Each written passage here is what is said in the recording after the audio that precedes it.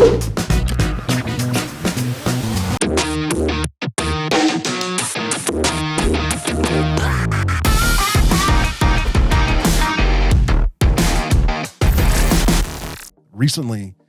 at least in the tarantula hobby, and I've seen it starting to happen in the isopod hobby a lot, is this there's just like an explosion of scam artists that are somebody will post something on Facebook. Like they'll be in my Facebook group and they'll say, I love this tarantula. I would really like to get one. Does anyone know where I can find this species? And people will be leaving comments like maybe this business, maybe that business. They're really expensive. They're very rare. Good luck finding one. And then some random account will see that post and send that person a direct message and be like, hey, I've got an adult female. I'll sell it to you for $200. And they're like, oh, wow, that's amazing. But then the guy's like, I don't accept PayPal. You got to send it through like Facebook Pay or Cash App or something like that. Somewhere where they have no avenue to like kind of essentially ask for a refund. You know, they don't have that. Like if you do PayPal friends and family, you don't have to pay that 2% fee or whatever, but you can't ask for a refund if the transaction goes bad. Where if you do it as a business expense or whatever, you pay the fee, but you know, you got like 60 days to request a refund and they cover it. So it's like, you see that happen a lot. And now it's starting to happen in the jumping spider community. I'm seeing it happen in the isopod community. Is that something that happens a lot in the reptile community as well? Do you have Facebook trolls that are scamming people? I've seen like a little bit, but I don't really know too much. I know that Lord of Lion, actually, he's another YouTuber in Canada, like mostly bearded dragons and stuff. And he did a whole video about catching a scammer. It was like a bearded dragon scam.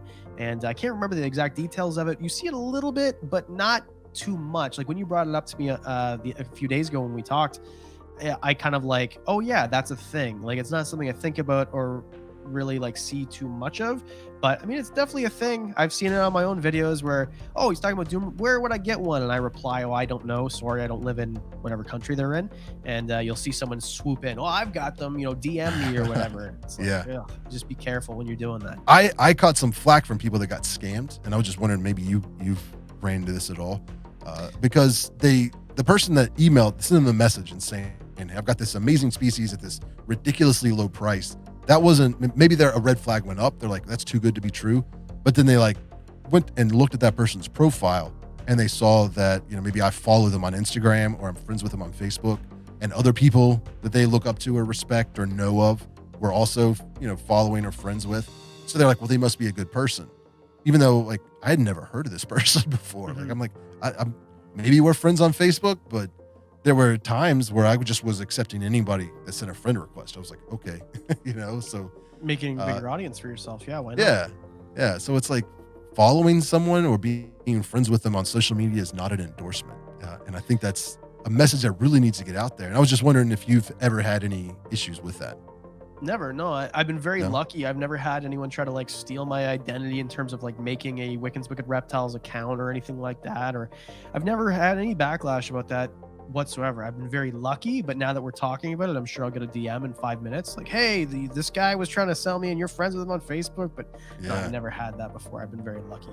It's frustrating. And part of me like feels like it's your own damn fault you got scammed. Like, if the fact that they sent you a direct message rather than posting it publicly wasn't a red flag, or the fact that they told you they want you to pay them through a method that you have no recourse to get your money back if they scam you, like that should have been another red flag.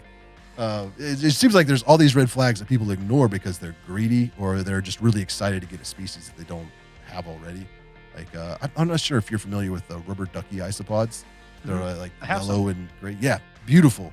I don't know what they're going for in Canada, but down here they're like $20, $25 per, you know, isopod. Like they're crazy expensive. Really they never expensive. Used to be, but they are now. Yeah, and I saw somebody on one of these isopod groups saying someone told them they would send them 10 of them for $50, but they had to send it through Cash App or Venmo or I don't remember what app scammers use, but they had no way of getting their money back, and they were very upset. It's like, why would you think that was a good deal? I mean, I understand why you think that's a good deal as far as like the price, but just the fact that everyone else is selling it for 2 to 3 times that, I don't understand why somebody would believe somebody they don't know, a stranger, offer them something like that.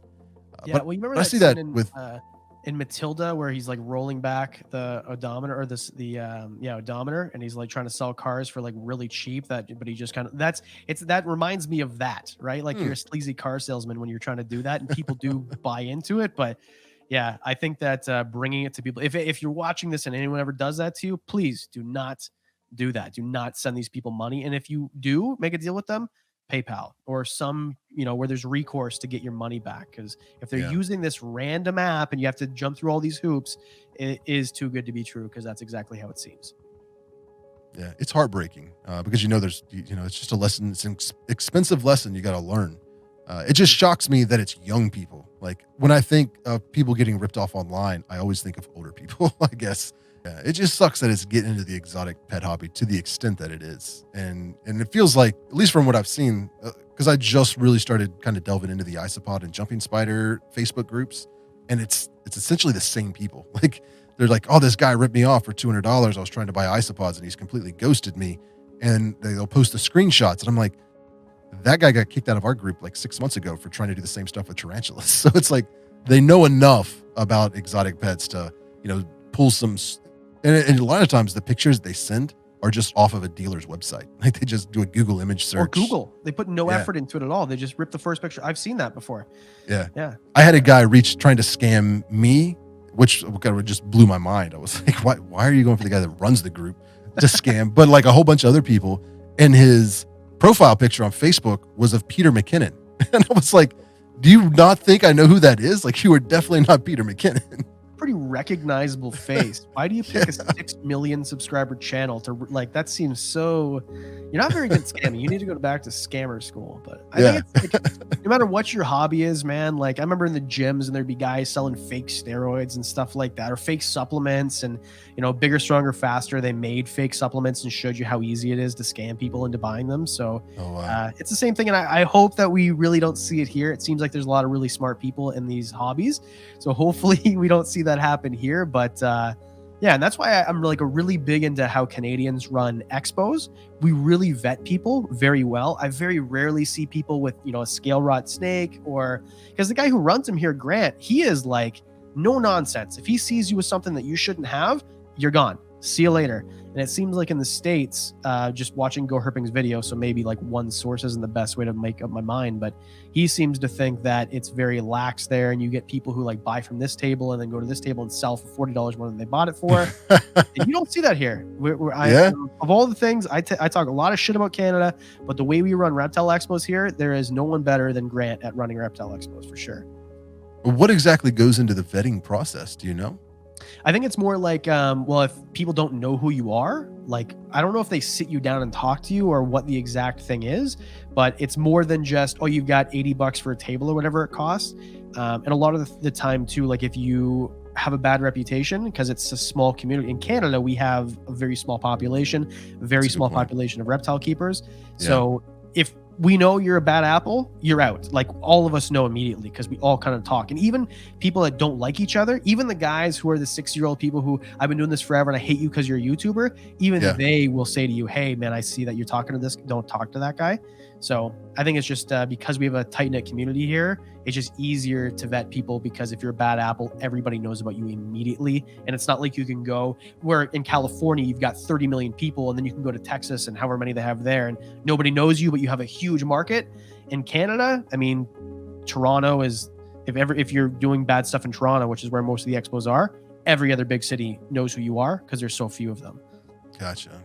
Yeah, that makes sense. I've actually seen that, like at an expo. I've seen a dealer before, like when the VIP hours before the expo actually opens to the public, go around and see some guy that mainly sells like geckos or, ball pythons, has like 10 or 20, like one species of tarantula or whatever that they bred, and they'll buy all of them. They'll just be like, give me a bulk price on all of them. I'll buy them right now, and then take them to their table and just change the price tags on them and sell them as retail. It's like, but I mean, that's a hustle, it's like they know that, but it's also kind of shady, I guess, in a way. I personally don't see any problem with that. Because like, as long as you're not mistreating the animal, I personally don't see any problem with that. I mean, like, I'm a big fan of capitalism. Like, it might not be popular, but at the end of the day, you're taking something that you can buy for a cheaper price, and it's the same way that everything you've ever bought works. So as long as you're treating the animal okay, I have no problem with people doing that. I mean, it's just, if you're the guy who sold them, that's a possibility, right? So, what are you complaining about? Well, the only issue, this is probably more of an issue in the invert hobby than maybe the reptile hobby, but there's a major problem with wild caught tarantulas making it into the hobby, where people, they'll either buy from some kind of distributor that's just catching them out in the wild and selling them. So it's like you want to buy captive bred, but when somebody does something like that, they buy a bunch of tarantulas from somebody that doesn't typically sell tarantulas. They have really no way of ensuring you that these are captive bred, that they didn't just pull a female out of the wild and took her egg sac and split them up and is now selling them as slings. So it's Yeah, that is. I kind of like having that chain of custody. Yeah, mislabeling stuff. Yeah, I totally agree. That is not okay. And yeah, I'm thinking more along the lines of like if you buy from someone but you actually know what they are and stuff, and like you're just capitalizing, that's a different thing. But yeah, if you're misrepresenting what things are, like that is never okay. That's a big no-no.